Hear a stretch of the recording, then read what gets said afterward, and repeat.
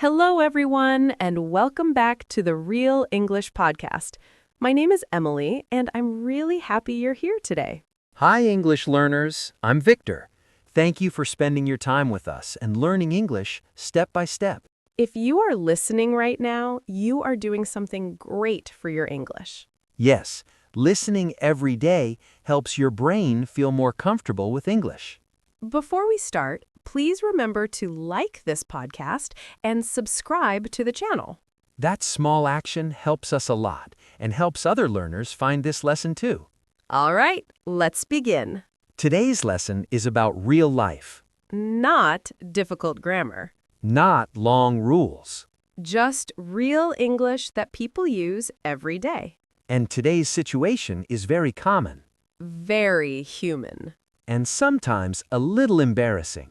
Today, we're talking about that moment when you meet someone again, You remember their face clearly, you remember talking to them before. but suddenly you forget their name. If this has happened to you before, don't worry. It happens to everyone. It happens to me, too. Me too, Emily, many times. That's why today's lesson is so helpful. We're going to show you what to say in English. Simple English. Polite English, Natural English. so you don't feel nervous. And you don't feel embarrassed. Good job for learning with us today. Now, let's imagine a real situation together. Imagine this. You are walking down the street, Maybe near your home. maybe near your office. Suddenly, you see someone you know. They smile at you, They look friendly. and they say something very common. They say, "Hey, how's it going?" Let's stop here for a moment. "How's it going" is a very important phrase, It means, how are you? but it sounds more relaxed, More friendly. more natural. You can use it with coworkers, With neighbors, with classmates. with people you met before. Now, listen carefully. "How's it going?" Good. Now say it with us. "How's it going?" Great job. Now, how do we answer this question? You can say, good, thanks. How about you?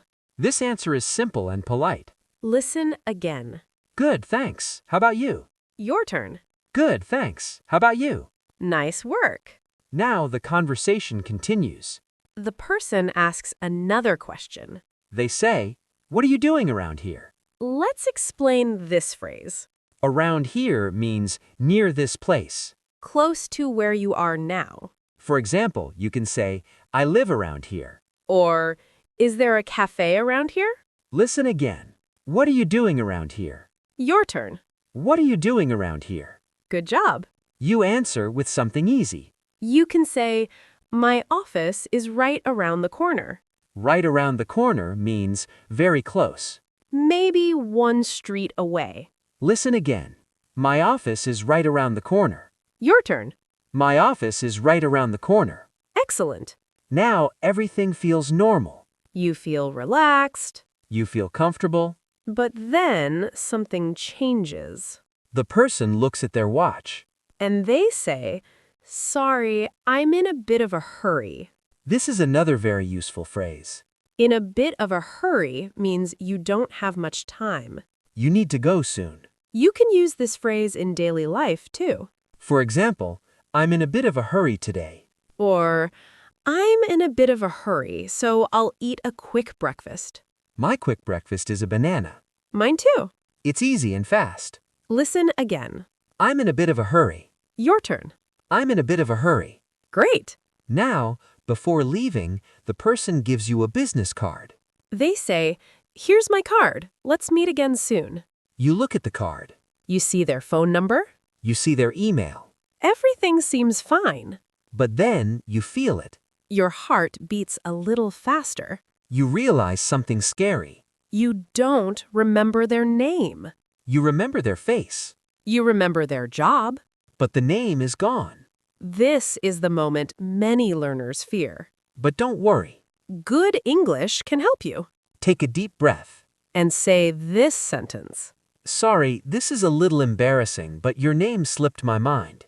Let's explain this slowly. Slipped my mind means I forgot. But it sounds soft. and polite. Listen again. Your name slipped my mind. Your turn. Your name slipped my mind. Very good. Most people understand. They forget names too.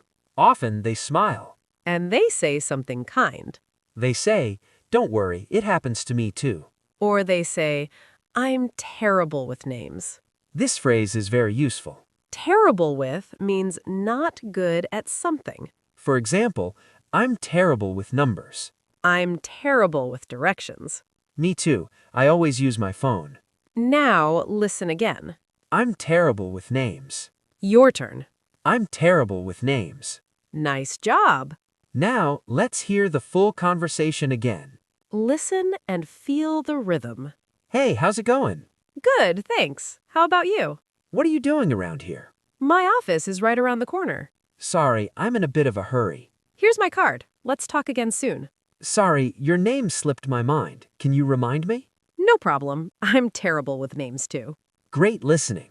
If you understand this conversation, you are improving. You are learning real English. Not just classroom English. English you can actually use. Victor, can I ask you something? Of course, Emily. Have you ever forgotten someone's name? Yes, many times. And how did you feel? I felt nervous at first. And what did you say? I said, "Sorry, I forgot your name." And what happened? They smiled and told me their name again. That's a great example. Being honest is often the best choice. Exactly. Most people are kind. Now it's your turn to practice. You don't need long answers. Simple English is perfect. Tell us in the comments. What time do you wake up in the morning? And what is your quick breakfast? My quick breakfast is a banana. Good job for listening today.